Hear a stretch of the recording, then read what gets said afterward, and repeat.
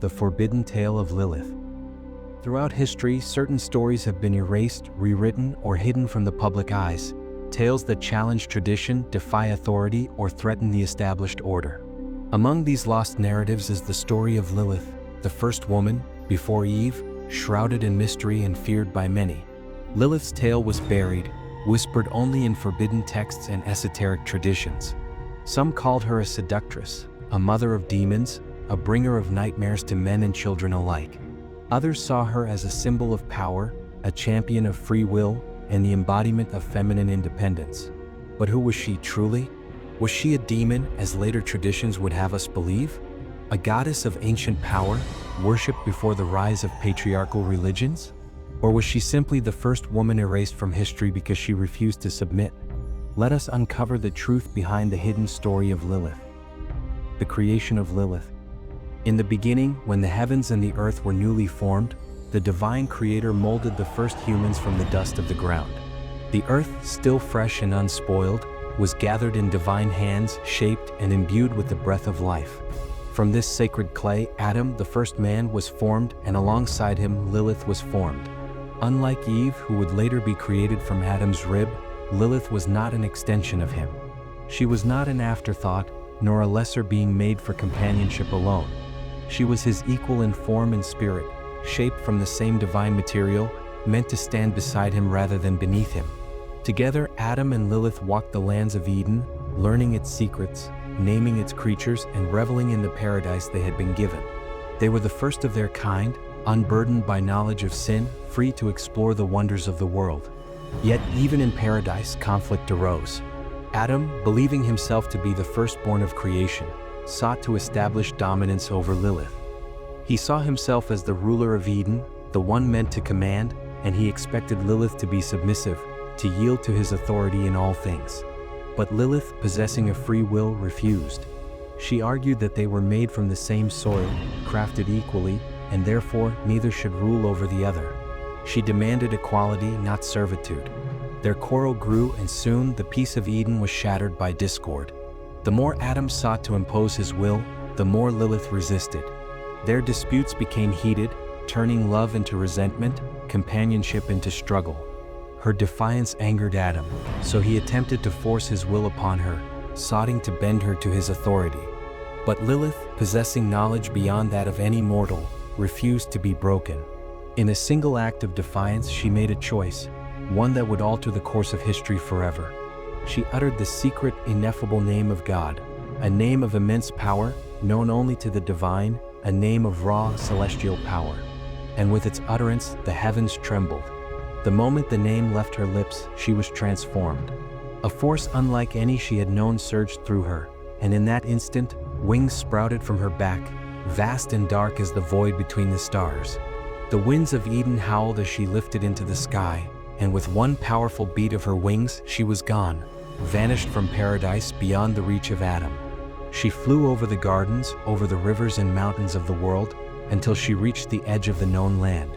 There, beyond the borders of Eden, lay the Red Sea, a place whispered of in celestial realms, a place of wild spirits, forgotten gods, and ancient, untamed forces. Lilith descended into the depths of the Red Sea, her heart pounding as she beheld the strange and wondrous beings that dwelled there. Spirits older than time, creatures born of darkness and fire, deities casted aside. Here she was not an exile, she became one of them. Meanwhile, Adam, now alone in Eden, fell into despair. The garden, once vibrant and full of wonder, felt empty without Lilith's presence. He wandered its paths, calling out her name, but only silence answered him. Broken and sorrowful, Adam turned to the divine creator. "She has left me," he lamented. "I am alone. Give me another, one who will stay, one who will obey." And so, God made him fall into a deep sleep, and from Adam's very rib, Eve was formed. Unlike Lilith, she was not molded from the earth as an equal, but fashioned from his own flesh, bound to him in a way Lilith never was. From the moment of her creation, she was different, gentle, compliant, made to be Adam's companion rather than his counterpart. Lilith's departure did not go unnoticed. The heavens watched in fury as the first woman defied her purpose, rejected the order of creation, and chose her own path. The divine council convened, their voices echoing across the celestial plains. Lilith had left Eden, but she had not been cast out. She had left of her own will. Such defiance could not be ignored. 3 angels, Sinoi, Sansonoi, and Samanjaloth, were sent to retrieve her, demanding she return to Adam and fulfill the role assigned to her. But with unwavering defiance, Lilith stood her ground, proclaiming that she would neither yield nor be bound by the will of Adam. The angels warned her of the consequences. They told her of the curse that would befall her, of the suffering she would endure if she refused. But Lilith did not waver. She had tasted freedom, and she would never again be a slave. Furious at her defiance, the angels delivered their judgment. For your rebellion you shall be cast from the light. No home shall welcome you, no people shall call you theirs. You shall wander the night, feared and hated, forever in exile among mortals. And so the heavens turned against her.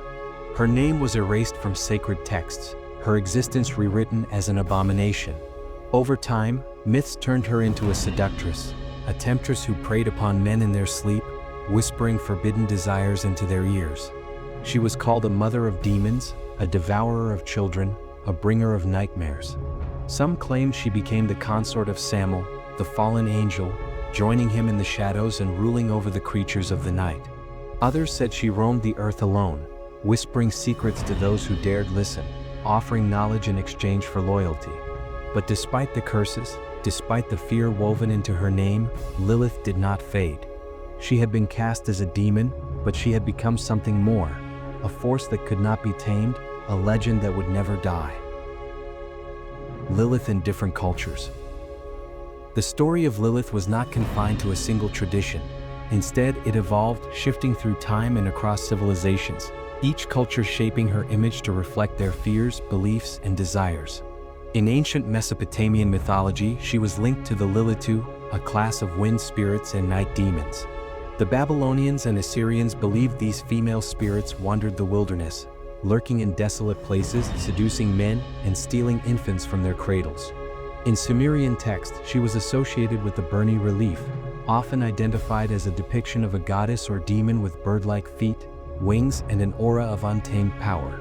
The earliest references to Lilith appear in the Epic of Gilgamesh, where she is described as a dark entity dwelling within the sacred Hulapu tree before being driven away. Here, she is depicted not as a mortal woman, but as a supernatural force, a being beyond the control of men and gods alike. Her transformation deepened in Jewish mysticism, where she became more than just a wandering spirit. She was now the embodiment of unchecked feminine will, a symbol of defiance against divine and earthly authority. The alphabet of Ben Sira, circa 8th to 10th century CE, firmly established her as Adam's first wife, the woman who rejected subjugation and as punishment was cursed to become a demon. Jewish folklore claimed that Lilith prowled the night, seeking vengeance against newborns and seducing men in their sleep, birthing countless demonic offspring. Amulets inscribed with the names of the angels Sinoi, Sansonoi, and Samanjaloth were placed near infants to ward off her influence. In medieval Christian traditions, Lilith was woven into tales of temptation and corruption. Some linked her to the serpent in Eden, whispering forbidden knowledge into Eve's ear, while others claimed she was the bride of Lucifer, a fallen queen of hell who lured men into sin. The rise of witch hunts in the Middle Ages saw her image used to justify the persecution of women accused of sorcery, reinforcing the idea that independent, untamed women were dangerous. Yet, despite centuries of demonization, Lilith was never fully erased. In the Renaissance and Enlightenment eras, scholars and esoteric thinkers revisited her legend, interpreting her story not as a cautionary tale, but as a symbol of rebellion. Occult traditions embraced her as a figure of hidden wisdom, a representation of the dark feminine, untamed, powerful, and free. In modern times, Lilith has been reclaimed. Feminist movements see her not as a demon, but as the first woman who refused to be shackled by patriarchal rule.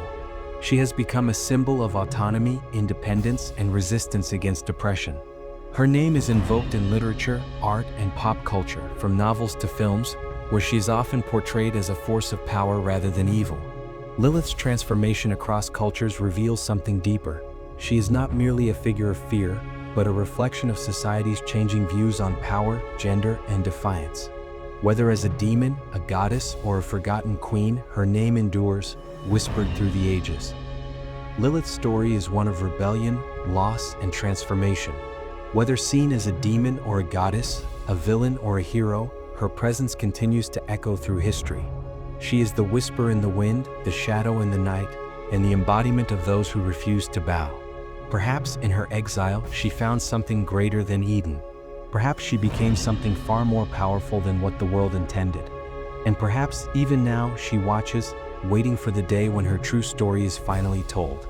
Let me know your thoughts in the comments. Do you see Lilith as a demon, a goddess, or something else entirely?